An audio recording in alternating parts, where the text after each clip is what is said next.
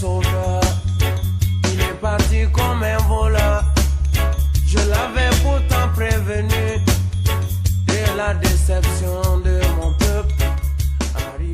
C'est avec le cœur meurtri, le sentiment de désespoir et de révulsion que nous célébrons l'édition 2023 de la Journée internationale du travail, qui en lieu et place d'une célébration festive s'est transformée en une occasion de réflexion, en une occasion de méditation.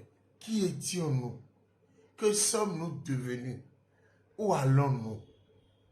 La centrale syndicale des travailleurs debout, la CSTD, constate avec amertume que l'autorité du chef de l'État, la personne du président de la République, peut décider de la satisfaction ou non de la moindre revendication en République du Bénin. Et c'est regrettable cette concentration de pouvoir. C'est regrettable cette concentration d'attribution. En effet, Monsieur le Président de la République, dès votre prise de fonction, la liesse populaire était à son paroxysme. Les travailleurs béninois ont chéri l'idéal d'une société juste, d'une société libre, dans laquelle nous avons placé notre espoir, celui de bénéficier des chances égales dans l'administration publique.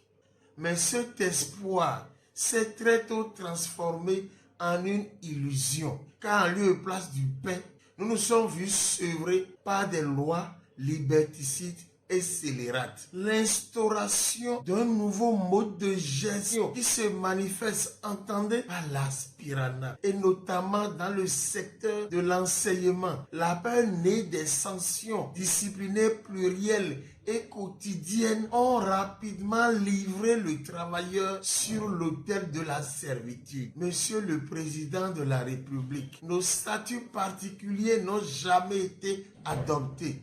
Les concours professionnels annoncés à corps et à cri depuis 2016 n'ont jamais vu le jour. Nos avancements, rappels et reclassements ne sont plus payés aux périodes indiquées. L'administration béninoise est aujourd'hui fortement et dangereusement politisée. La loi sur les collaborateurs extérieurs traite deux Béninois différemment, c'est-à-dire l'un comme expatrié dans son propre pays et l'autre comme national avec des rémunérations d'une différence criade. Où se trouve le sens du patriotisme si l'exemple n'est pas donné depuis le sommet? La réintégration des travailleurs injustement radiés est un impératif, car votre passage serait perçu comme une épreuve dans nos vies. La ridicule augmentation des salaires est perçue comme un éléphant